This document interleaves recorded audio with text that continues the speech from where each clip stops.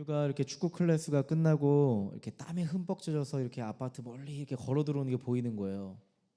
저희 집 4층이잖아요. 제가 그 멀리서 온유를 발견하고 온유야 이렇게 반갑게 불렀거든요. 그러더니 온유도 아빠 하고 환하게 저를 쳐다보더라고요.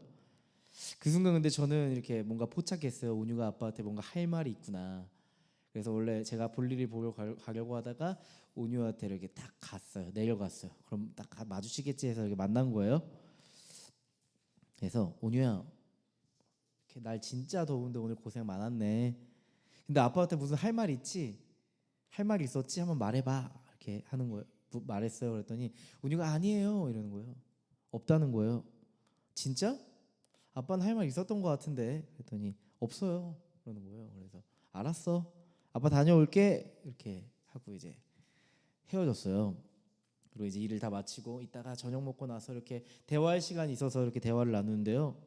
문득 아까 그 순간이 또 떠오르는 거예요. 온유야, 너 진짜 아빠한테 할 말 없었어? 분명히 아빠한테 할 말이 있었던 표정이었는데.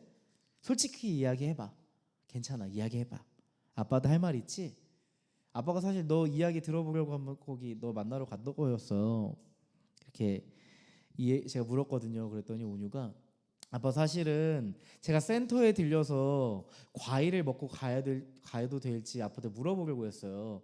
근데 사실 그 센터가 우리 아파트 내에 있어서 온유랑 저랑 만났던 그 자리에서 한 10초 거리였거든요. 근데 전 이해가 안 됐어요. 왜 아빠한테 묻지 않았어?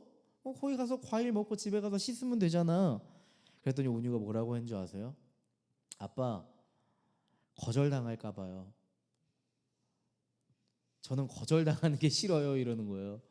예전에도 몇 번 이런 얘기를 저한테 한 적이 있었는데 그날도 그랬나 봐요. 거절당하는 게 싫어서 그 10초 앞에 있는 그 센터에 가서 과일 먹고 집에 올라가겠다는 말을 못 하고 있었던 거예요. 그 말을 듣는 순간 이런 생각이 떠올랐습니다. 다 큰 어른만 거절이 두려운 게 아니구나. 작은 온유도 거절이 싫구나. 그 거절이 상처가 될 수 있겠구나 이런 생각을 했어요. 아빠 엄마가 그동안 우리 자녀들을 사랑으로 키우고 수용하며 키우고 넉넉한 품으로 키웠다고 생각했는데 온유는 나름대로 그런 거절의 기억들을 가지고 있었던 건 아닐까 이런 생각을 해보게 되었어요. 물론 워낙 우리 온유가 섬세하니까 거절에 대한 아픔이 더 크게 느껴질 수도 있었겠다 이렇게 생각이 들었습니다. 정말 그런 것 같아요. 우리는 나이를 먹어가면서 사회생활을 하면서 수많은 거절을 경험하고 또한 실패를 경험합니다. 그죠? 나름대로 우리가 인생을 살아가면서 내성이 생겨요, 안 생겨요? 거절에 대한 내성이 생겨서 웬만해선 상처받지 않으려고 하는데요. 하지만 살다 보면 이 거절감이라는 것은 피할 수 없이 우리에게 훅 하고 다가오는 것 같습니다. 그렇게 많은 거절을 경험했음에도 불구하고 여러분 언제 가장 아프셨어요? 가장 그 거절감이 언제 그렇게 크게 다가오셨어요? 아마도 여러분이 기대하고 소망하고 가장 사랑했던 사람에게 더 큰 거절감을 느꼈을 수 있을 것 같아요. 또한 여러분이 열심히 준비했던 시험에서, 또한 여러분이 열심히 추구했던 그 일에서 거절을 당한다면 거기에서 찾아오는 거절감은 말로 이루 다 할 수 없을 정도로 크게 다가오겠죠. 그래서 우리는 단순히 거절당했다는 그 감정을 넘어서서 버려졌다라는 이 느낌에 사로잡힐 때가 있지 않나 싶습니다. 그 거절감이요, 감당할 수 없는 쓰나미처럼 우리 인생에 밀려 들어올 때가 있단 말이죠. 그때 어떠셨어요? 한동안 말도 하기 싫고 누구도 만나기 싫고 기도도 잘 안 나오고 그냥 동굴 속에 혼자 있고 싶을 때가 있잖아요. 아무것도 아닌 일에 그냥 눈물만 흐를 때가 있잖아요. 여러분 이렇게 익숙하지만 여전히 아픈 거절감을 가지고 계신 분 계신가요? 오늘 그 거절의 자리에서 어떻게 다시 우리가 일어설 수 있을지, 그 아픔 속에서 하나님은 우리에게 어떠한 말씀을 하실지에 대해서 함께 우리가 살펴봤으면 좋겠습니다. 오늘은요, 버려졌다는 그 거절감에 아파했던 이들에게 주시는 하나님의 메시지예요. 바울과 바나바는 지금 하나님이 보내신 곳에 있습니다. 그곳은요, 비시디아 안디옥이라는 도시예요. 하나님이 보내신 비시디아 안디옥에서 선교하고 있습니다. 그 도시에서 주님의 복음을 충성되게 전하고 있어요. 그때 그 비시디아 안디옥 사람들이 무척이나 호의적이었대요. 42절 말씀 한번 같이 읽어볼까요? 42절 말씀 시작. 그들이 회당에서 나올 때에 사람들은 다음 안식일에도 이러한 말씀을 해달라고 청하였다. 비시디아 안디옥 사람들이요, 이렇게 청하는 거예요. 요청하는 거예요. 다음 안식일에도 와서 지금처럼 복음을 전해달라고 요청하는 거예요. 여러분 어떠세요? 이 분위기를 보면 너무 잘 되는 분위기야 싶잖아요. 그렇죠? 뭔가 성령께서 우리 가운데 일하시는 것 같아, 이런 생각이 들지 않았겠어요? 맞아요. 점점 성공적으로 복음이 비시디아 안디옥에 전달되고 있다는 생각이 들었을 겁니다. 그런데요, 이 호의가 오래 가지 않았답니다. 그 다음 안식일에 다시 한번 복음을 전달하기 위해서 갔어요. 그리고 그 온 동네 사람들이 회당에 몰려들었습니다. 44절 말씀 보시면 이렇게 써 있어요. 그 다음 안식일에는 온 동네 사람이 거의 다 하나님의 말씀을 들으려고 모여들었다.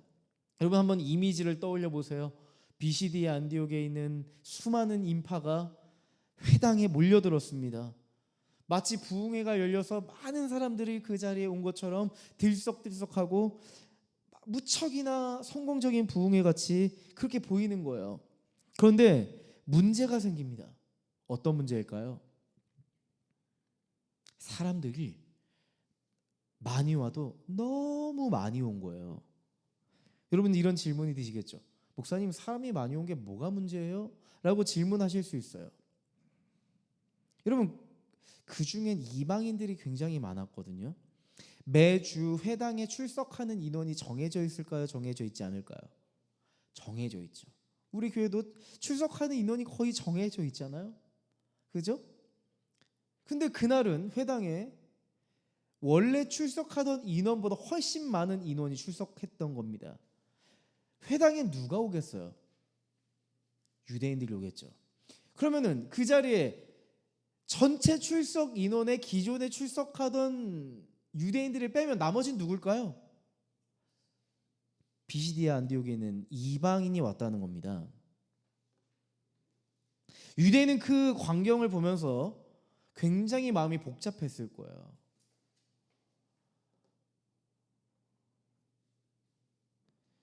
유대인들은 이방인들이 그 자리에 모인 모습을 보면서 굉장히 못마땅했고 화가 났대요. 성경에 보면 시기가 났다 이렇게 표현하고 있습니다.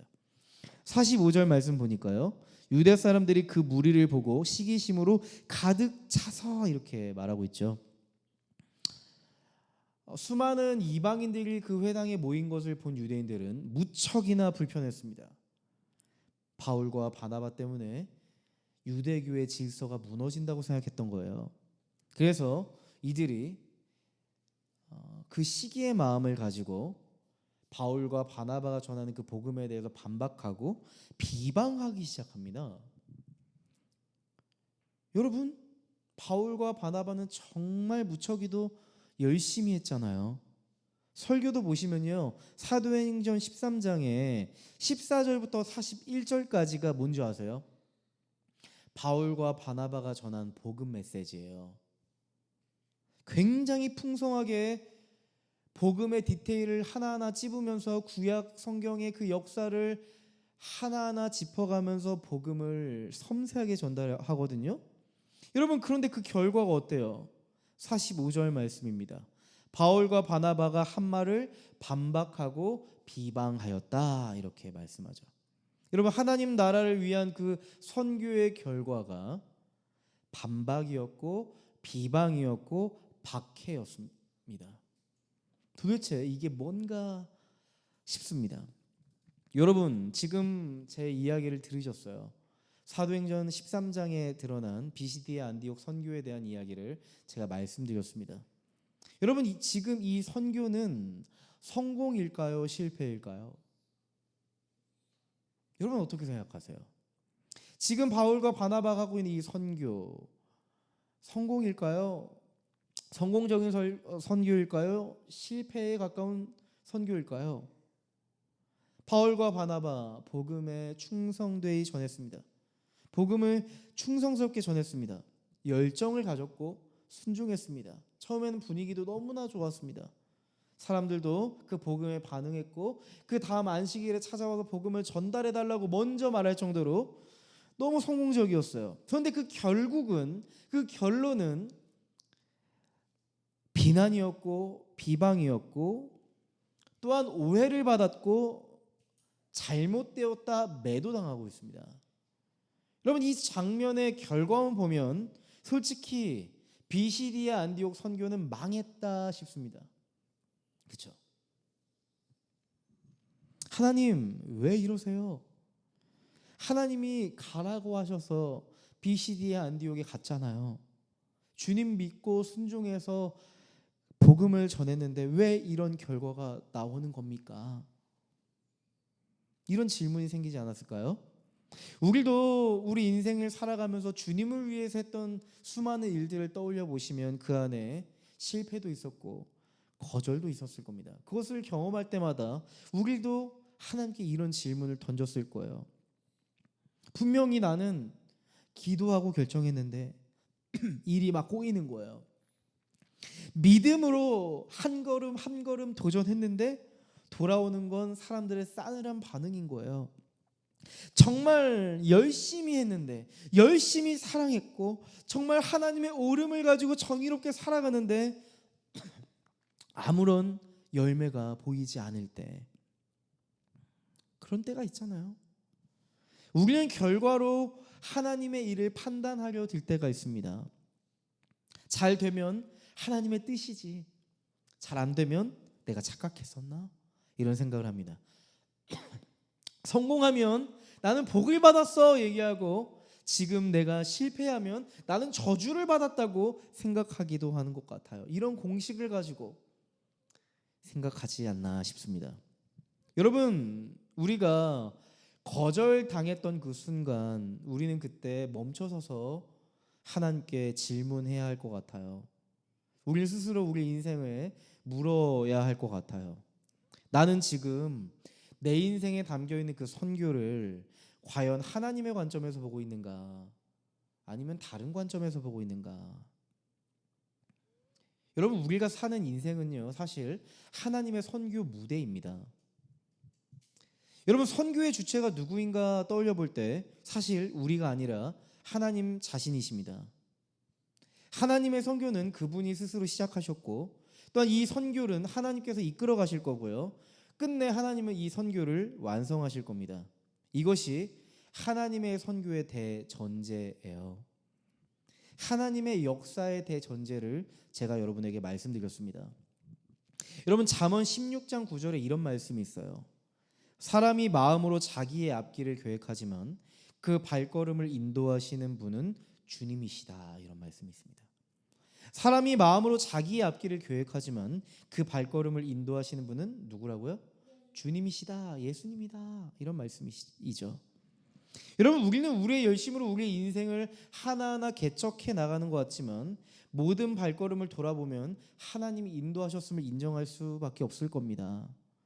우리는 눈앞에 일어나는 일을 가지고 인생을 계획하지만 눈앞에 보이는 것을 보고 너무 좋다, 해보고 싶다면서 우리의 인생의 길을 계획하지만 하나님 뭘 보고 계획하실까요? 하나님은요 영원을 보고 계획하십니다. 영원을 보십니다. 하나님은 영원을 보세요. 우리는 찰나의 순간을 보며 일비하며 우리 인생을 계획하지만 하나님은 영원 속에서 하나님의 나라를 계획하시고 그것을 신실하게 이뤄가시는 분입니다.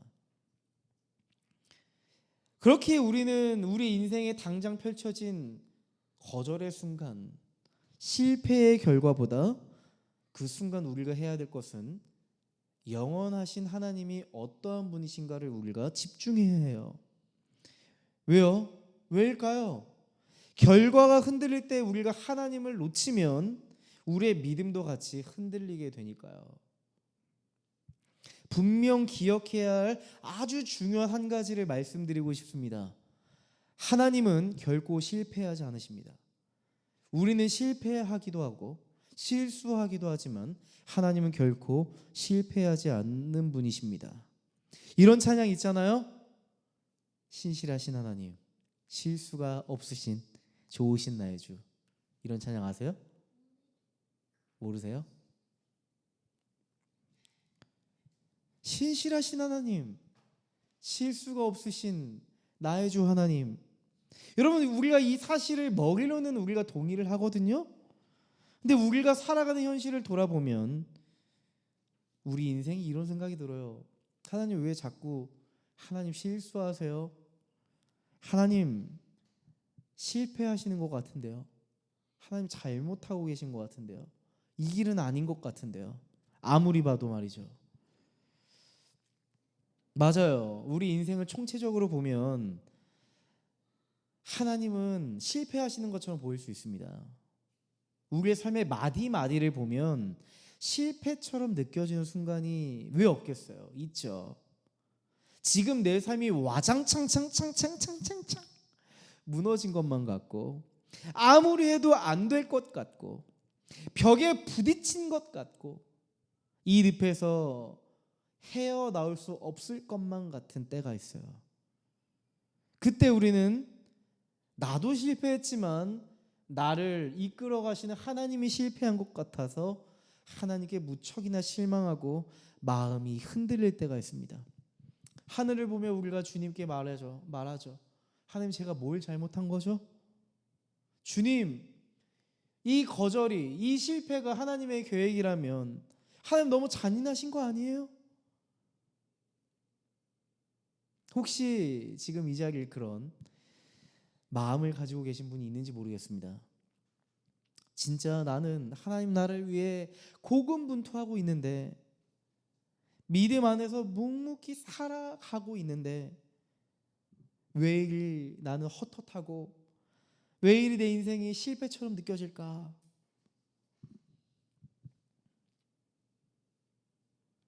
그때 우리는 오히려 진짜 우리 인생의 실패를 경험할 수 있습니다. 우리 눈앞에 보여진 현실이 실패가 아니라 우리의 마음의 실패를 경험할 수 있습니다. 하나님의 방향을 놓쳐버리는 실수를 하게 될 수 있습니다.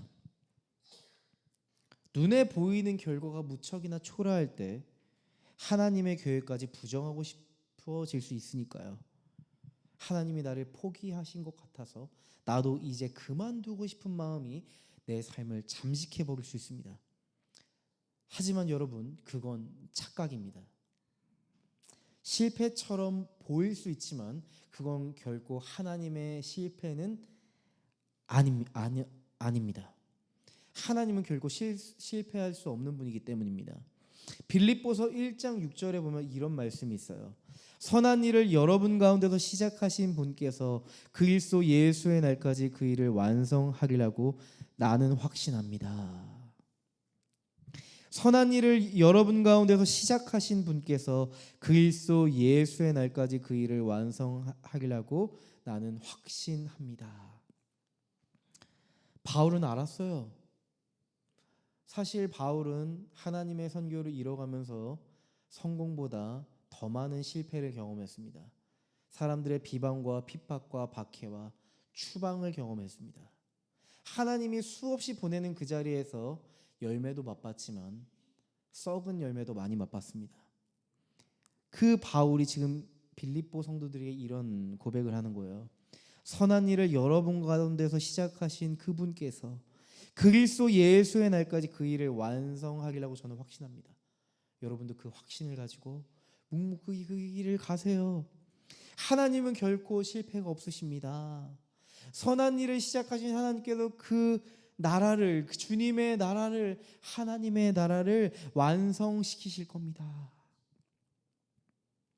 그 순간이, 그 실패의 순간이, 그 거절의 순간이 끝처럼 느껴져도 여러분 하나님의 신실하신 일하심을 보세요. 바라보세요. 맞아요. 실패처럼 보이는, 세상이 나에게 등 돌린 것 같고 나를 거절한 것 같은 그 순간에도 그 한가운데서 주님은 여전히 주님의 뜻을 실현하고 계시다는 사실이에요. 우리는 그 인생의 순간에서 질문을 바꿔야 할 것 같아요. 하나님, 왜 저는 실패한 겁니까? 저는 왜 거절당한 겁니까? 이 질문에서 이런 질문으로 바꿔보면 어떨까요? 하나님, 내 인생의 실패처럼 보이는 이 장면에서, 이 현실에서 하나님은 어떠한 계획을 담고 계신가요? 저는 하나님의 계획을 믿어요. 그리고 그 길을 갈 거예요. 여러분, 이 질문이요, 이 질문 하나를 바꿔도 다시 우리의 존재가 일어설 수 있는 출발점이 될 거예요. 여러분, 실패처럼 보이는 결과보다 더 깊은 문제는 바로 그 안에 담겨있는 감정, 거절감입니다. 45절 말씀을 보면요, 이렇게 써있죠. 바울과 바나바가 한 말을 반박하고 비방하였다. 여기서 비방하다라는 말은요, 단순히 비방을 의미하지 않아요. 헬라어로 블라스 페문테스라고 하는 헬라어입니다. 이건요, 사실 신성 모독을 의미합니다. 신성 모독. 바울과 바나바는 하나님을 모독하는 사람이라고 지금 낙인 찍고 있는 거예요. 유대인들이 지금 비시디의 안디옥에서 아우성치고 있습니다. 바울과 바나바는 하나님을 모독하는 사람들입니다. 신성 모독자들입니다. 저들이 말하는 건 진리가 아닙니다. 저건 위험한 사상이고 거짓된 믿음이고 저들에겐 하나님이 없습니다. 하나님의 이름을 망령되이 일컫고 있습니다. 이건 단지 그들이 바울과 바나바가 전했던 메시지만을 공격한 게 아니에요. 바울과 바나바가 가지고 있던 그리스도인이라는 정체성, 그 존재 자체를 부정당한 거예요. 너희가 믿는 하나님은 틀렸어. 너희가 지금 걷고 있는 그 소명도 틀렸어. 너희의 존재도 틀렸어. 이렇게 판단받고 정죄에 당한 겁니다. 여러분, 한번 감정이입해 보실래요? 여러분이 바울과 바나바라면 어떠실까요? 여러분이 누군가에게 여러분의 존재와 신앙과 소명을 부정당한다면 여러분 어떠시겠어요? 여러분이 지금 열심히 준비하고 있는 게 있는데 여러분에게 그건 의미 없다고 말한다면, 만약에 그건 불필요하다고 얘기한다면, 너는 그런 자격이 없다고 이야기한다면 여러분 어떠시겠어요? 그 말의 끝에 우리는요, 이런 생각을 갖게 될 거예요. 내 존재가 흔들려서 어찌할 바를 모를지도 몰라요. 내 존재가 다 흘러내리는 것 같은, 내 존재가 부정당하는 것 같은 그런 심정을 갖게 될지도 몰라요. 여러분, 그 다음 장면, 더 기가 막힌 장면이 등장해요. 50절 말씀입니다. 유대 사람들은 경건한 귀부인들과 그 성의 지도층 인사들을 선동해서 바울과 바나바를 박해하게 하였고 그들을 그 지방에서 내쫓았다. 유대인들이 바울과 바나바를 신성 모독자라고 아우성치는 걸로 모자라서 비시디아 안디옥의 지도층들을 로비합니다. 바울과 바나바는 이 도시를 소욕해 하고 혼동케 하는 사람들이라고 그렇게 선동을 해요.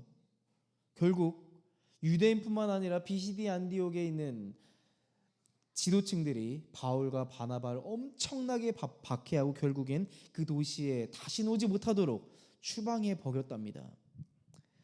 공식적으로, 조직적으로, 사회적으로 어떻게 한 거예요? 바울과 바나바를 매장해 버린 거예요. 도시 전체가 바울과 바나바를 거절해 버린 겁니다. 해명할 틈도 주지 않았습니다. 다시 관계를 회복할 기회도 주지 않았습니다. 그렇게 비시디아 안디옥에서의 선교가 마침표를 찍게 된 거예요. 그냥 끝나버린 거예요. 여러분, 아마 바울과 바나바는 이런 마음이 아니었을까 싶어요. 하나님, 이번 선교 좀 힘드네요. 항상 선교가 쉬운 적은 없었지만 이번 선교 좀 힘드네요 정도가 아니라 지금 존재 자체가 부정당했으니 하나님 앞에 버려졌다는 생각이 들 수밖에 없었을 거예요. 하나님, 뭐하고 계신 거예요?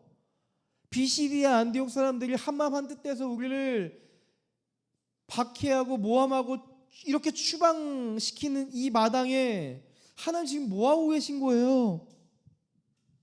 그게 너무나도 아프게 느껴졌을 겁니다. 그런데요, 바울과 바나바를 추방시킨 이들이 누군가 생각해 볼 때 그렇게 사랑하던 유대인들이었다는 점이에요. 하나님이 창세기 12장을 보면 뭐라고 말씀하세요? 아브라함아, 너의 민족을 통해 내가 큰 민족을 이루고 하나님 나라를 이룰 것이다, 이렇게 말씀하시잖아요. 여러분, 이 아브라함 언약은 유대인들이 굉장히 뿌리 깊게 심겨져 있는 사상이에요. 유대 민족을 통해서 모든 열방이 하나님 나라가 될 것이다 라고 하는 이런 사상이 있거든요. 하나님의 복이 유대인으로부터 흘러갈 것이다 라고 하는 이런 생각이 있거든요. 근데 지금 바울과 바나바가 경험하고 있는 현실은 유대인들이 오히려 복음을 어떻게 하고 있어요? 막아서고 있잖아요. 이건 단지 선교하면 일어날 수 있는 사역적 어려움이 아니었어요. 그동안 내가 무척이나 사랑했고 기도했고 내 꿈이었던 그 대상에게 배신당한 절망이에요. 내가 사랑하는 존재에게 외면당한, 거절당한 고통이 너무 크게 오지 않았을까 싶어요. 바울과 바나바는 이런 고백을 합니다. 이제 바나바와 바울의 마음을 느낄 수 있는 장면인데요. 이렇게 얘기해요. 우리는 하나님의 말씀을 당신들에게 먼저 전해야 하였습니다. 그러나 지금 당신들이 그것을 배척하고 영원한 생명을 얻기에 합당하지 못한 사람으로 스스로 판정함으로, 이렇게 얘기합니다. 바울과 바나바는요, 유대인의 마음을 끊어내고 있습니다. 묵묵히 끊어내고 있어요. 더 이상 유대인들에게 복음을 전하는 마음이 사라진 것만 같아요. 여기 이런 표현 있잖아요. 유대인들에게 영원한 생명이 허락될 가능성이 보이지 않았다고 얘기하잖아요. 그렇게 우리는 판정했다고 이야기하잖아요.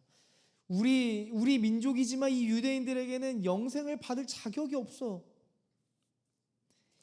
합당하지가 않아. 이렇게 이야기하고 있잖아요. 이제 다시는 유대인들에게 복음을 전하지 않을 겁니다. 내 마음은 떠났습니다. 유대인들에 대한 기대가 사라졌습니다. 그동안 당신들을 사랑했지만 제가 할 수 있는 사랑은 여기까지입니다. 저는 떠나겠습니다. 이런 마음 아니겠어요?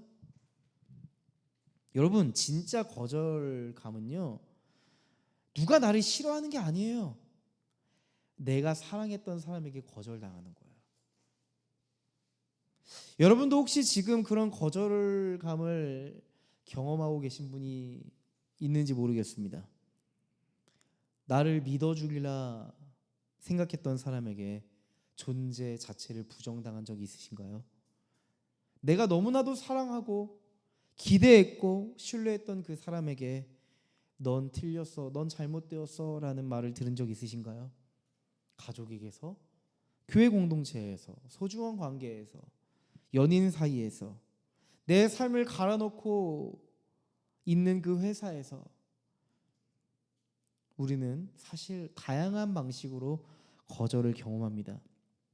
미안하지만 이번에 함께 할 수 없겠어요. 넌 우리랑 너무 안 맞아. 그 일 그만두시는 게 좋을 것 같아요. 네 방식은 잘못되었어. 여러분, 이러한 거절이 우리의 인생에 수없이 밀려 들어오고 있어요. 여러분 문제는요, 이 거절이 반복될 때인 것 같아요.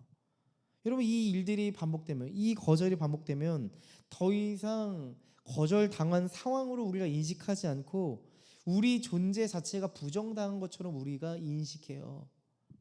내가 그동안 그 사람에게 쏟은 열정도, 내가 그동안 그 회사에서 일했던 것도, 내가 하나님 앞에 그 관계를 붙잡고 일을 붙잡으며 쏟았던 그 기도도, 눈물도 다 소용이 없었던 건가? 나는 사랑받을 수 없었던 건가? 내가 괜히 기대했던 건가? 내가 잘못 생각했던 건가? 이런 생각이 찾아오는 거예요. 맞아요. 여러분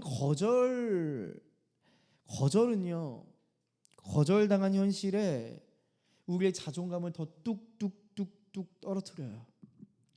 내 존재에 대한 거절에 사무쳐버리고 내 인생의 모든 게 거절당한 것 같이 느껴지기도 할 겁니다. 여러분 내 존재에 거절감이 뿌리 박힐 때 여러분 두 가지 양상으로 나타나실 거예요. 첫 번째는요, 삶에 대한 무기력이고요. 또 한 가지는 분노입니다.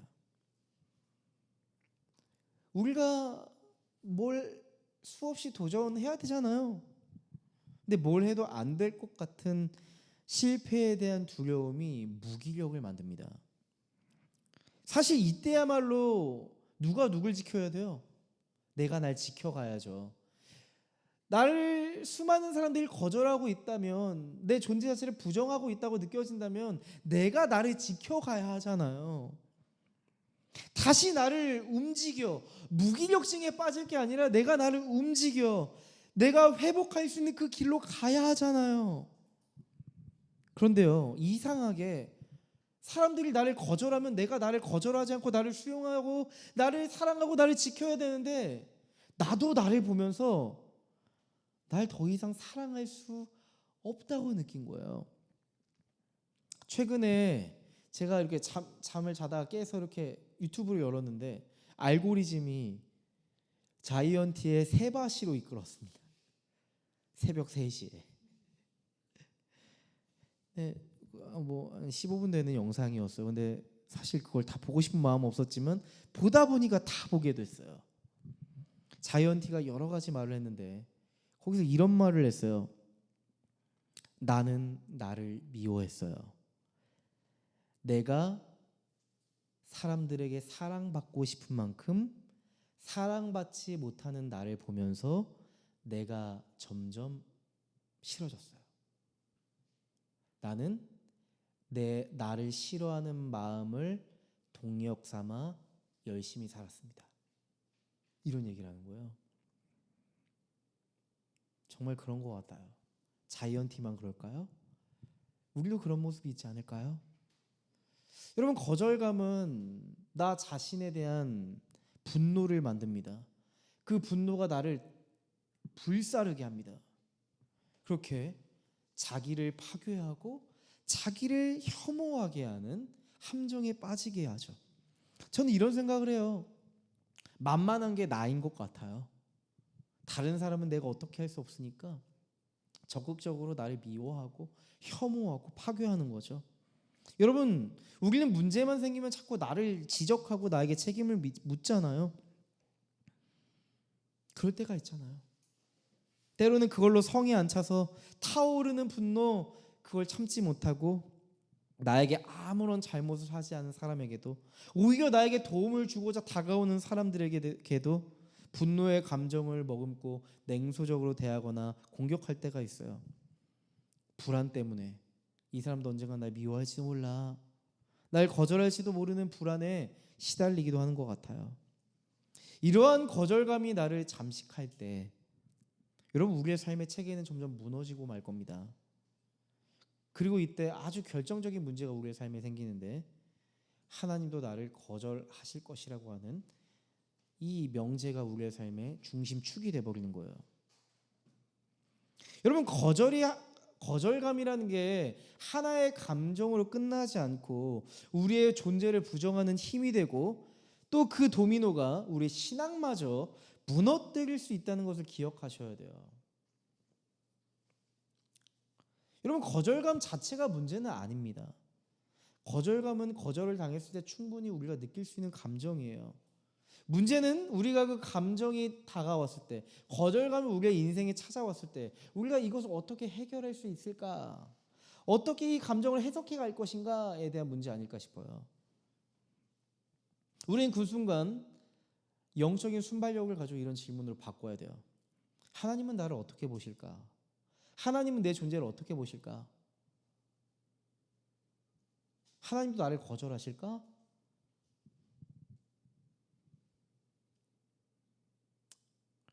여러분, 우리는 이 거절감의 문제를 어떻게 해결해야 할까 싶습니다.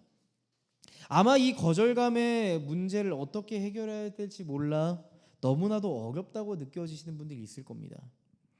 그리스도인들조차 이 거절감에 대해서 감당하기가 쉽지 않은 게 현실인 것 같아요. 지난주에 이렇게 4명의 방문자가 있었잖아요. 하나님께서 저에게 어떤 메시지를 주셨다고 전 느꼈어요. 교회를 개척하고 하나님이 저에게 정말 많은 사람들을 만나게 해주셨던 것 같아요. 진짜 선교의 시간을 지나고 있다고 느낍니다. 정말 교회의 정체성처럼 소망을 잃어버린 이들에게 복음의 소망을 전달하기 위해서 열심히 살았던 것 같아요. 감사하게도 정말 그들에게 많은 회복이 일어났고요, 변화도 일어났고 성장도 일어났습니다. 신앙생활을 소원했던 사람들은 다시 자기의 교회에 돌아가서 열심히 신앙생활을 하게 됐고, 그 중에는 회심을 하는 사람들도 생겼습니다. 저는 이 사람들을 도울 때 소망하는 교회의 마케팅의 수단으로 상담을 하고 도와줘서는 안 된다고 생각했어요. 어쩌면 이것이 목적을 변질시킬 수 있겠다 이런 생각을 했거든요. 순수한 목적이 하나님 나라를 이루게 만들 것이다 이런 내적인 어떤 확신을 가지고 했거든요. 여전히 그 가치가 제게 남아있어요. 1년 반이란 시간이 지난 지금 최근에 제가 한동안 고뇌에 빠졌었어요. 정말 저에게 맡겨주신 사람들에게 내 시간과 내가 가지고 있는 전문성과 모든 것을 투자해서 그들을 도왔잖아요. 근데 여전히 우리 교회에 찾아온 사람이 한 명도 없다는 사실에 대해서 굉장히 제가 복잡하게 느껴지고 고뇌에 빠지는 거예요. 저와의 만남을 통해서 자연스럽게 교회로 초대되는 사람이 한 사람이 없다는 사실에 대해서 너무 복잡하게 생각이 드는 거예요. 먼저 하나님이 잘 이해가 되지 않았어요. 마치 이 마음은 어떤 마음이냐면요, 아이를 낳고 싶지만 임신하지 못하는 엄마 같은 마음이랄까요? 아이를 낳고 싶은데 임신이 되지 않는 부모의 마음인 것 같아요. 부단히도 노력하고 있지만 열매가 없는 현실을 보면서 너무나도 아프게 느껴지는 거예요. 하나님이 나의 수고와 애씀을 외면하고 계신 것 같은 조금은 불편한 거절감이 순간 느껴질 때도 있었습니다. 그렇게 며칠 동안 그 버려졌다는 거절감이 저를 사무치게 했던 것 같아요. 지난주에 우리 교회 4명의 방문자가 있었는데요, 하나님이 저에게 말씀하시는 것 같았어요. 제 물음에 대한 하나님의 답이었던 것 같아요. 유나, 나 너 버려두지 않았어. 내가 아무런 반응이 없는 것처럼 보이니? 아니야.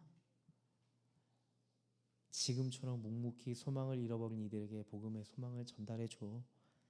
잘했고 잘하고 있고 잘할 거야. 이 카드 아시죠? 이게 떠오르더라고요. 그렇게 저는요, 버려졌다는 거절감에서 쑥 빠져나올 수 있었답니다. 여러분, 그 순간 우리가 해야 될 건 딱 한 가지예요. 쑥 빠져나오는 거예요. 어떻게 빠져나오냐고요? 지금부터 그 얘기를 해드리려고요. 여러분, 예수님이 제자들에게 이 말씀을 하셨어요. 마태복음 10장 14절 말씀입니다. 누구든지 너희를 영접하지 않거나 너희의 말을 듣지 않거든 그 집이나 그 고을을 떠날 때에 너희 발에 묻은 먼지를 떨어버려라. 다시 한번 말씀드릴게요. 마태복음 10장 14절 말씀입니다. 누구든지 너희를 영접하지 않거나 너희의 말을 듣지 않거든 그 집이나 그 고을을 떠날 때 너희의 발에 묻은 먼지를 떨어버려라. 좀 더 와닿게 표현해 드릴까요? 너희를 거절한 사람들이 있는 그 도시를 떠날 때 발에 묻은 먼지 떨어버리고 나와. 이렇게 말씀하시는 거예요. 여러분 좀 이상하지 않아요? 이 말씀이 좀 이상하다고 느껴지시지 않아요? 뭐 이런 거잖아요. 누구든지 너희를 영접하지 않거나 너희의 말을 듣지 않거든 끝까지 기도하고 포기하지 말고 복음을 전해라 라고 써 있어야 될 것 같은데 좀 이상해요. 끝까지 포기하지 마 이렇게 말해야 될 것 같은데 아니란 말이죠. 중꺾전 이렇게 써 있어야 될 것 같은데 중요한 건 꺾이지 않는 정도다 뭐 이렇게 말씀하셔야 될 것 같은데 그렇게 안 한단 말이죠. 궁금하죠? 예수님 왜 이렇게 말씀하셨을까요? 한번 생각해 보실래요?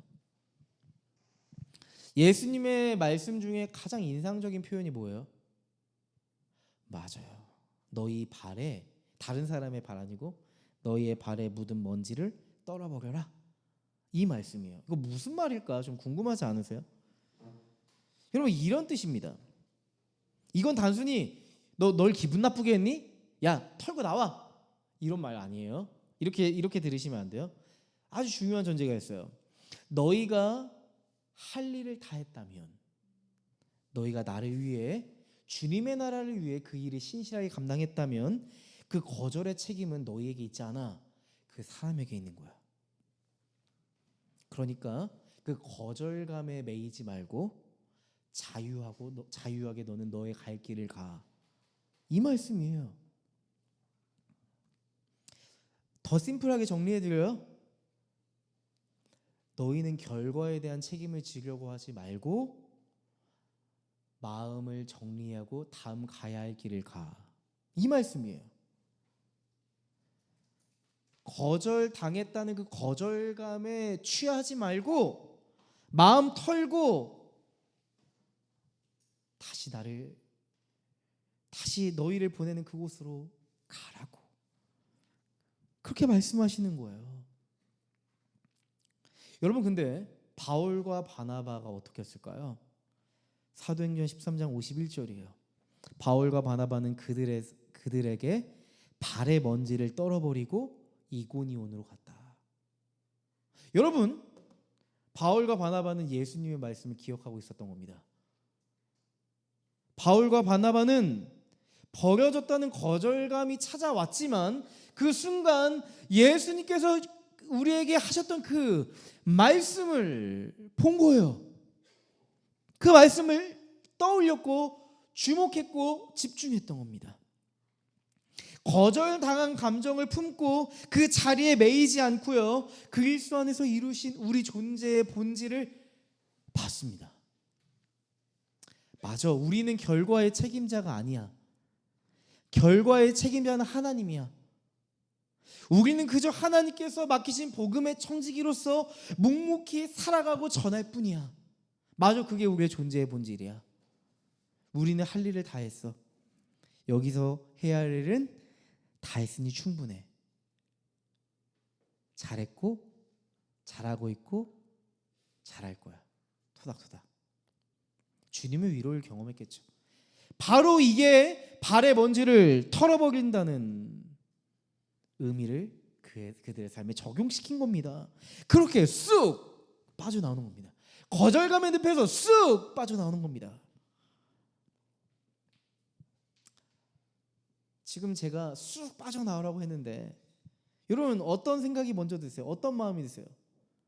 목사님 그렇게 빠져나오는 게 쉽나요? 이런 생각 드시죠? 진짜 그렇게 쉽게 나올 수 있냐고요?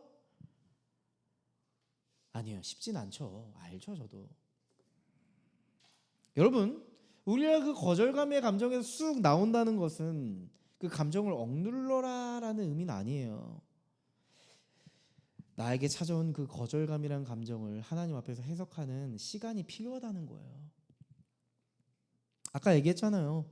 거절을 반복해서 경험하면 우리 존재를 존재 자체가 부정당하고 거절당하고 나 스스로 나를 의심한다고 했잖아요. 의심하게 된다고 했잖아요. 그래서 나도 나를 자꾸 거절하려고 한다고 했잖아요. 아무것도 하고 싶지 않고 기도도 하기 싫고 사람도 피하고 신앙도 멀어지는 그 현실이 찾아오게 될 겁니다. 그런데 그 감정이 하나의 신호를 주는 거예요. 우리에게.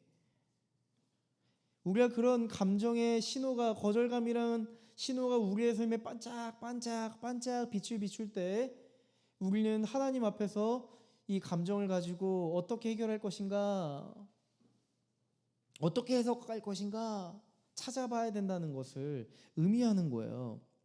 여러분, 버려졌다는 거절감에 아파하는 우리에게 필요한 전 세 가지가 있다고 생각했어요. 여러분, 나의 마음과 생각을 바꿀 수 있는 힘이 어디 있을까요? 나는 버려진 존재다라는 생각이 여러분의 인생에 또아리를 틀 때 꼭 한 가지 가능성을 떠올리셔야 합니다. 나는 지금 외롭고 지쳤지만 이건 현실이에요. 난 외롭고 지쳤다. 내 현실이고 그 현실에 대한 내 감정이에요. 근데 그 다음이 필요해요. 우리에겐 여전히 나는 하나님 안에 있는 존재야. 나는 지금 외롭고 지쳤지만 하나님은 지금도 여전히 나와 함께 하셔. 이런 하나님의 메시지가, 하나님의 말씀이 우리의 삶을 통과하도록 해야 돼요. 내게 다가온 현실과 감정이 우리에게 마침표가 되지 않고 그 뒤로 하나님이 여전히 나와 함께 하시고 여전히 하나님이 나의 삶을 구원하시려고 하신다는 그 사실을 붙여야 돼요. 그러려면 하나님의 말씀이 우리의 삶에 끊임없이 통과되고 있어야 합니다. 이사야 41장 10절 말씀이 이렇게 써 있어요. 내가 너와 함께 있으니 두려워하지 말아라. 내가 너의 하나님이 떨지 말아라. 내가 너를 강하게 하겠다. 내가 너를 도와주고 내 승리의 오른팔로 너를 붙들어 주겠다. 이런 말씀이 있어요. 여러분, 이 말씀이 여러분의 삶에 담겨져 있다면 외로움에 사무쳐 있고 거절감에 사무쳐 있던 우리의 삶에 그 말씀이 찾아와 결론 지을 겁니다. 두려워하지 마. 내가 너와 여전히 함께하고 있어. 이 말씀 한 구절이 나의 부정적인 감정을 반전시키는 스크립트가 될 겁니다. 두 번째는요, 여러분, 감정을 인정하는 기도가 필요해요. 하나님, 지금 진짜 힘듭니다. 누구의 말도 듣고 싶지 않습니다. 아무것도 하기 싫습니다. 근데 저 하나님은 믿고 이 시간 기도합니다. 여러분, 이게 진짜 기도예요. 여러분, 진짜 깊은 기도는 전능하신 하나님, 제가 주를 바라보나이다, 이런 기도가 안 나와요. 여러분, 진짜 기도 해보셨어요? 아빠를 부르며 눈물밖에 안 나요. 여러분, 진짜 소통해보셨어요? 눈물만 흘리고 한마디를 떼기가 어려워요. 근데 그 안에 진실한 교감이 일어나죠. 아빠 아빠 부르며 내 마음을 흘려보내는 기도. 여러분, 이게 회복의 시작이거든요. 여러분, 현대인들이 너무나도 자신의 감정을 억눌러요. 너무 쉽게 폭발시켜요. 여러분, 내 감정 그대로 억누르지 말고 폭발시키지 말고 하나님 앞에 가져가 보세요. 기도해 보세요. 하나님 찾아오실 겁니다. 찾아오셔서 우리의 존재를 끌어안으실 거예요. 세 번째는요, 작은 행동 하나를 시작해 보는 거예요. 여러분, 거절감의 특징 중 하나는 아까 제가 뭐라고 했죠? 무기력과 분노라고 했잖아요. 거절감은요, 끊임없이 우리에게 무기력을 주기 때문에 자꾸 브레이크가 밟힐 거예요. 뭘 도전하려고 해도 안 될 거야 하고 멈추게 하고 자꾸 생각을 복잡하게 하고 계속 우리 내면에 소리가 들려요. 하지마, 그만둬, 끝내, 이런 극단성. 이런 내면의 매화기를 자꾸 칠 거예요. 그게 내 삶을 마비시키는 거거든요. 내 존재를. 그때 여러분 그 동굴에서 빠져나오기 위한 무브먼트가 필요해요. 무브먼트, 작은 움직임이 필요해요. 하나님의 말씀을 적어보는 거. 여러분 너무 사소하게 느껴지세요? 한번 해보세요. 효과가 있어요. 누군가에게 나의 진실한 마음을 고백하며 기도 부탁하는 거. 그렇게 어두운 동굴에서 나와서 한 걸음을 내디뎌 보세요. 그 다음 걸음이 있을 겁니다. 대부분 사람들이 이걸 못해요. 그냥 가만히 아무것도 안 하고 그 동굴 속에 있으면서 하나님 구원해 주세요 이렇게 외치고 있어요. 하나님 구원하고 싶으세요. 하지만 하나님을 향해 두 손을 뻗지 않는다면, 그냥 그 자리에 내가 머물러 있는다고 한다면 하나님 기다리실 거예요. 여러분 이 작은 행동이 거절감에 빠져있는 우리의 인생을 쑥 빠져나오게 할 겁니다. 여러분 쑥 빠져나오는 건 갑자기 180도 바뀐다는 걸 의미하진 않아요. 말씀의 한 구절이 내 삶을 통과하는 거, 진실한 기도를 통해 내 감정을 하나님께 쏟아놓는 거, 작은 움직임 하나를 통해서 내가 하나님께 나아가 보려고 하는 거, 이건요 갑자기 괜찮아지는 게 아니에요. 이제 그리스도 안에서 내 존재가 점진적으로 회복되겠다는 걸 의미하는 거죠. 그렇게 우리는 하나님의 위로와 평안의 그 목표를 향해서 전진해 가는 거죠. 결국 하나님의 위로와 평강을 경험하고 말 겁니다. 그렇게 버려졌다는 거절감에 사무치고 있을 때 하나님 반드시 말씀하실 거예요. 유은아, 이제 그 자리에서 나와. 그 감정에 눌려있지 말고 먼지 털고 빨리 나와. 괜찮아. 너 아직 안 끝났어. 나는 널 거절한 게 없어. 난 너를 거절하지 않았어. 너에게 아직 소망이 있어. 가자. 하나님 이렇게 말씀하시지 않을까요? 여러분, 지금 여러분이 감정적으로 쑥 나와야 할 자리는 어딘가요? 한번 떠올려 보시겠어요? 여러분, 우리가 수없이 거절당했다고 해서 그 자리에 머물러 있을 필요는 없습니다. 예수님이 말씀하셨던 것처럼, 바울과 바나바가 행동했던 것처럼 우리는 거절감에 눌리지 않고 먼지를 툭 털고 다시 우리가 가야 할 길을 가면 되는 거예요. 바울과 바나바는 버려졌다는 거절감에 사무쳤지만 그들은 끝내 무너지진 않았습니다. 주저앉지 않았습니다. 선교를 포기하진 않았습니다. 오히려 담대하게 이런 고백을 하네요. 46절 끝부분을 보면 이렇게 써 있어요. 우리는 이제 이방 사람들에게 갑니다. 우리는 이제 이방 사람들에게 갑니다. 놀랍게도 바울과 바나바에게 거절은요, 소명의 단절이 아니라 하나님의 부르심을 더욱 선명하게 만드는 계기가 됩니다.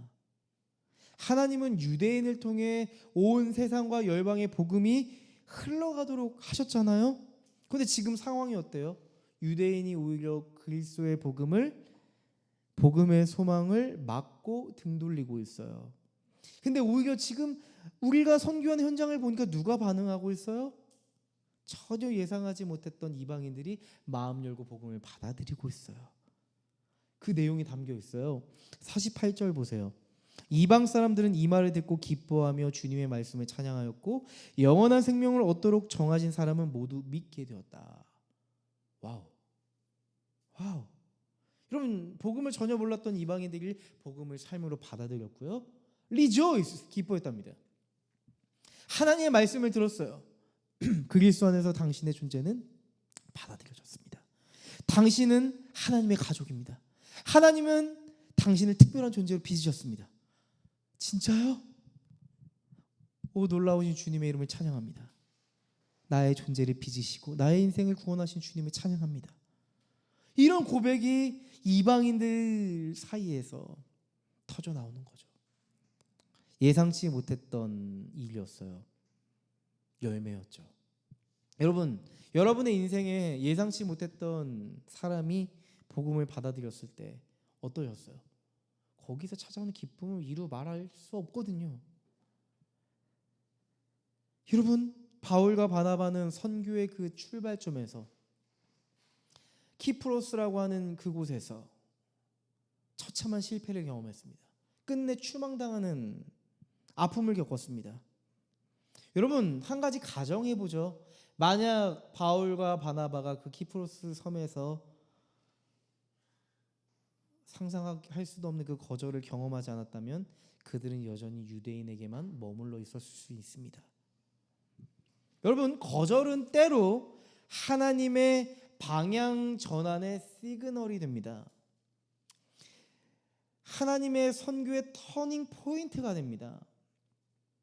여러분, 우리는 하나님 앞에 거절감을 느낄 때 끊임없이 우리는 이런 질문하지 않으세요? 우리 인생 현실에서 거절감을 느낄 때, 거절당하는 현실, 실패하는 현실 앞에 우리는 이런 질문하잖아요. 하나님, 저 이제 어디로 가야 해요? 하나님, 우리는 어디로 가야 합니까? 뭐에 대한 질문이에요? 방향에 대한 질문이에요. 여러분, 우리는 언제 우리 인생에 대한 방향에 대한 질문을 하냐면 실패했을 때 방향에 대한 질문을 해요. 여러분, 우리가 인생에 대한 성공을 하고 있을 때는 방향을 묻지 않아요. 그냥 열심히 합니다. 또 거기서 열정적으로 뭔가를 해서 성취하고 이룩해내서 결과물을 얻으려고 합니다. 방향에 대한 점검을 하지 않아요. 그러다 방향이 어긋나서 타락하는 경험도 하고 실패하는 경험도 하죠. 목적이 변질되는 경험도 하죠. 하지만 실패는 우리로 하여금 하나님 앞에 끊임없이 방향을 질문하게 한다는 사실이에요. 하나님, 이제 우리는 어디로 가야 됩니까? 하나님, 우리를 어디로 보내고자 하십니까? 하나님, 이제 우리의 길은 막혔습니다. 하나님의 길을 내어주십시오. 여러분, 그렇다고 한다면 거절은 실패가 아니라 뭐예요? 방향을 다시 설정하는 기회죠. 거절은 우리에게 주신 소명을 끝내는 자리가 아니라 하나님의 그 선교의 큰 그림의 지도를, 그 맵을 펼치는 시간이에요. 하나님의 그 원대한 계획이라는 그 맵을 펼쳐보는 시간입니다. 거절당한 그 상황이 결코 끝을 의미하는 것이 아니라는 것을 마음에 담았으면 좋겠습니다. 하나님 오히려 이렇게 말씀하실 겁니다. 유은아, 이제 어디로 갈래? 내가 새로운 길을 열고 있는데 너 같이 갈래? 이렇게 말씀하실 거예요. 실패처럼 보이는 그 순간 속에서 하나님은 새로운 길을 모색하실 겁니다. 여러분, 우리는 실패와 거절을 경험하면 사람들을 더 의식하는 경향이 있지 않나요? 위축되고요. 사람들과 비교의식에 빠지고 남들은 나보다 이렇게 앞서가고 있는데 뒤처져 있는 내 모습을 보면서 아프죠. 이때 우리는 사람의 반응에 함몰되지 말고 하나님의 그 신실하신 계획에 집중해야 하지 않겠어요? 사도행전 13장 마지막을 보면 참 놀라운 장면이 등장합니다. 49절 50절이에요. 이렇게 해서 주님의 말씀이 온 지방에 퍼져나갔다. 50절. 유대 사람들은 바울과 바나바를 박해하였고 그들을 그 지방에서 내쫓았다. 여러분, 두 가지 양면성이 등장해요. 하나님의 말씀이 온 지역에 퍼져나가는 동시에 바울과 바나바는 박해를 당하고 결국 추방당했다. 이게 두 개의 장면이 동시에 나와요. 양립하기 어려울 것 같은 이 두 가지 장면이 동시에 등장한다는 사실입니다. 결론적인 현실은 추방이지만 결국 거기에 뭐가 이루어졌어요? 하나님 나라가 심겼어요. 하나님의 선교가 확장되었어요. 하나님 나라가 임했어요. 바울과 바나바의 추방은 이제 하나님의 관점에 봤을 때, 하나님의 선교의 그 관점에서 봤을 때 이제 유대인을 넘어 이방인을 향해 가시는 촉발 요인, 트리거가 된다는 사실이죠. 여러분, 이게 바로 하나님의 방식입니다. 여러분이 복음을 전하다가 핍박을 당하고 박해를 당하고 거절당하고 있다면 이거야말로 하나님의 복음이 심기고 있다는 시그널입니다. 여러분이 복음을 전하고 있지 않다면 그런 일은 결코 일어나지 않습니다. 복음을 전하고 있기 때문에 일어나는 일입니다. 눈에 보이는 핍박과 박해와 거절 한가운데서 주님의 말씀이 뿌리 내리고 복음이 자라나고 거기에 생명이 일어나는 거죠. 지난 의료 선교 대회 때 수많은 선교사님들의 고백을 들었지만 한 선교사님의 고백이 떠올랐습니다. 이렇게 치과 의사시고 그 가정이 이제 IT로 선교를 가신 거예요. 그래서 그 IT라는 지역에서 헌신하고 복음을 전하셨죠. 근데 그 복음을 전했던 이야기를 듣는데요, 사진은 온통 빨래하는 사진, 청소하는 사진뿐이었습니다. 빨래하고 모래 치우는 IT에서 일상을 소개하는 거였고요.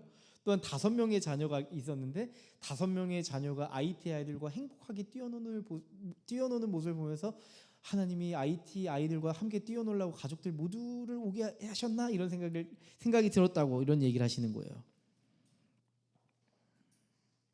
그 얘기를 듣는데 아니 치과 의사신데 치과 진료하시는 이야기는 언제 하시지? 의료 선교하는 건 언제 이야기하시지? 이런 생각을 했어요. 이제 거의 이제 많은 이야기를 하시고 끝 무렵에 이제 치과 선교에 대한 얘기를 하셨어요. 조금 이제 현재 적응이 되고 이제 어떤 장소를 빌려서 치과 진료를 할 수 있도록 장비를 들여놓고 이제 진료를 하셨대요. 거기에 있는 가난한 아이들이 진료할 수 있는 기회가 생겼다는 거죠. 근데 어느 날 도둑이 들어서 치과 고가의 장비를 다 털어갔대요. 너무 이해가 되지 않았대요. 하나님 이게 뭡니까? 라고 생각하고 있는데 며칠 후에는 경고문이 이렇게 탁 붙여 있었대요. 이방인들은 당장 떠나라. 그렇지 않으면 당신들을 며칠 내로 죽일 것이다. 너무 섬뜩한 경고문이 담장에 붙여 있었대요. 선교사님들은 가족 회의를 하고 안전 문제로 급하게 짐을 싸서 한국으로 돌아오셨답니다. 한국에 돌아와서 있는데요, 평생을 우리가 IT를 위해서 헌신하고 주님 나라를 위해서 섬겨야겠다고 생각했는데 한국에 있는 지금 현실을 보자니까 너무 허탈하고 그리고 IT 사람들에 대해서 너무 아프게 느껴졌다는 거예요. 가장 아팠던 건 우리가 내 인생을 다 쏟아부어서 사랑하겠고 복음을 전했던 그 사람들이 우리 가족을 죽이려고 했다고? 이 사실을 너무 받아들일 수가 없었다는 거예요. 아니 도무지 이 상황이 납득이 되지 않았다는 거예요. 나중에 이렇게 한국에 머물러 계시다가 이대로만 있으면 안 될 것 같아서 IT 옆에 도미니카 공화국이라고 있는데 도미니카 공화국에 가셨대요. 근데 거기서 선교하시는 외국인 선교사님으로부터 이런 이야기를 들었다는 거예요. 뜻밖의 이야기였습니다. 선교사님, 그 편지는 아마도 당신을 사랑했던 현지인들이 붙였을 겁니다. 강도가 테러가 잦은 그 동네 IT에서 당신을 지키기 위해서 빨리 떠나라고 아마 당신들을 보호하기 위해서 이런 일을 했을 겁니다. 이 IT에는 그런 일들이 종종 일어나니까요. 그 선교사님은 그때 깨달으셨대요. 나는 거절당한 게 아니라 하나님의 보호를 받았던 거구나. 하나님은 여기서 나를 끝내려고 하셨던 게 아니라 잠시 쉬었다가 다시금 IT에 들어갈 수 있도록 이렇게 쉼표를 마련해 주신 거구나. 그리고 다시 용기를 내서 지금은 IT에서 선교를 하시고 계시다고 그 얘기를 하시더라고요. 여러분, 지금 여러분의 인생에 펼쳐진 실패와 거절 때문에 주저하고 싶은 마음이 있으신 분 있으실까요?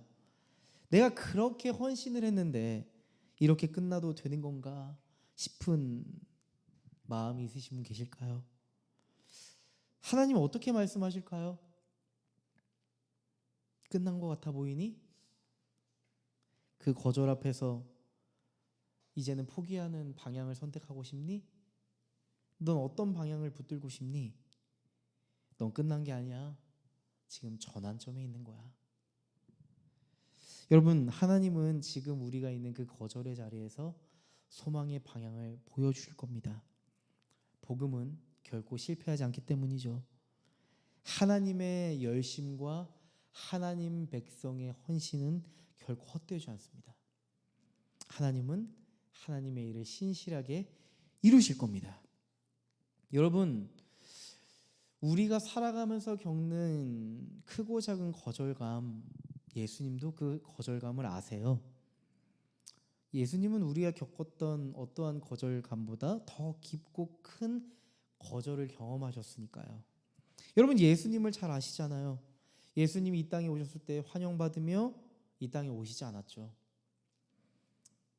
이런 말씀이 있어요. 그가 자기 땅에 오셨으나 그의 백성은 그를 맞아들이지 않았다. 요한복음에 이렇게 써 있습니다. 그가 자기 땅에 오셨으나 그의 백성은 그를 맞아들이지 않았다. 하나님이 하나님의 백성을 구원하기 위해서 이 땅에 오셨지만 그 누구도 하나님을 환영하지 않았다는 거예요. 오히려 고향에서 배척당했고요. 예수님이 가르치실 때 비웃었고 사랑하는 제자들은 결국 예수님을 버렸죠. 제자 중 한 명인 가룟 유다는 은 30이 예수님을 팔아 넘겨서 죽게 만들었고요. 그토록 날 사랑한다던 베드로는 예수님의 면전 앞에서 나는 예수님을 모른다고 거절해 버렸습니다. 또한 예수님의 그 십자가의 마지막에서 사람들은 다 나를 버렸고 하나님과 나와 단 둘이 있는 이 고독한 순간에 엘리 엘리 라마 사박다니, 나의 하나님 어찌 나를 버리시나이까 사무쳐 부르짖는 그 순간에 하나님은 감당할 수 없는 하나님의 거절을 경험하셨습니다. 하나님으로부터 버려졌다는 그 거절감에 사무치셨습니다. 홀로 그렇게 외로이 감당하셨어요. 왜 그러셨을까요? 이해가 되세요? 당신을 위해서입니다. 우리를 위해서입니다. 우리가 느끼는 거절감, 사람에게서, 세상에게서, 심지어 하나님에게까지 느끼는 그 버려짐의 상처를 예수님이 온전히 짊어지신 거예요. 우리는 때때로 이렇게 느끼잖아요. 내가 부족해서 거절당한 거야. 그래서 사람들이 날 외면했고 내 신앙이 부족해서 하나님마저 날 버리신 거야. 그런데요, 예수 그리스도의 그 십자가는 소망을 보게 합니다. 예수님이 거절당하셨기에 너는 결코 거절당하지 않았어. 예수님이 버림받으셨기에 너는 영원히 하나님께 받아들여진 거야. 여러분, 이게 복음입니다. 여러분, 이게 우리가 붙들어야 할 복음의 소망이에요. 여러분, 우리가 거절당한 그 자리에서 나를 위해, 우리를 위해 십자가를 지신 예수를 바라보세요. 거절당하고 버려져 아파하는 그 자리에서 예수님의 십자가를 붙드세요. 그건 하실 수 있잖아요. 그때 나를 온전히 아시는 예수님을 인격적으로 만나게 되고 말 겁니다. 네가 지금 당하고 있는 그 거절을 내가 안다. 내가 네 마음 다 안다. 그 거절의 자리에서 내가 너를 구원하길 원한다. 예수님은 그 자리에 있는 우리를 온전하게 받아들여 주실 겁니다. 모든 사람이 나를 버리실지라도, 모든 사람이 나를 버릴지라도 신실하신 하나님은 나를 결코 버리시지 않을 거예요. 받아들여 주실 겁니다. 복음은 말하잖아요. 주님이 우리 위해 거절당하셨기에 우리는 하나님의 가족이 되었다고. 여러분, 버려졌다는 거절감이 우리의 삶의 아픔으로 다가올 때 우리가 할 수 있는 걸 붙잡자고요. 거절감의 품에 머물러 있지 말고 거절감에 쑥 나와 그리스도의 품 안에 쏙 안겨보자고요. 그 복음 안에서 우리는 다시 살아갈 수 있습니다. 지금도 내일도 또 다시 거절당할 미래에도 우리는 그리스도 안에서 살아갈 수 있는 힘을 얻게 될 겁니다. 하나님이 우리와 여러분들과 함께 하시기 때문이죠. 마지막으로 이 말씀을 여러분에게 읽어드리려고 제가 한번 찾아봤습니다. 읽어드릴 테니까요. 한번 잘 들어보세요. 시편 18편과 31편에 있는 말씀입니다. 주님밖에 그 어느 누가 하나님이며 우리 하나님밖에 그 어느 누가 구원의 반석인가. 하나님께서 나에게 용기를 북돋워 주시며 하나님께서 나의 길을 안전하게 지켜주신다. 주님을 기다리는 사람들아 힘을 내어라. 용기를 내어라. 이런 말씀이 있어요. 다시 한번 읽어드려요. 주님밖에 그 어느 누가 하나님이며 우리 하나님밖에 그 어느 누가 구원의 반석인가. 하나님께서 나에게 용기를 북돋워 주시며 하나님께서 나의 길을 안전하게 지켜주신다. 주님을 기다리는 사람들아 힘을 내어라. 용기를 내라. 아멘. 우리 소망하는 교회 여러분, 우리 함께 힘을 내서요, 주님의 용기와 주님의 힘과 주님을 향한 그 마음을 가지고 한 주간 살아내었으면 좋겠습니다. 화이팅 할까요?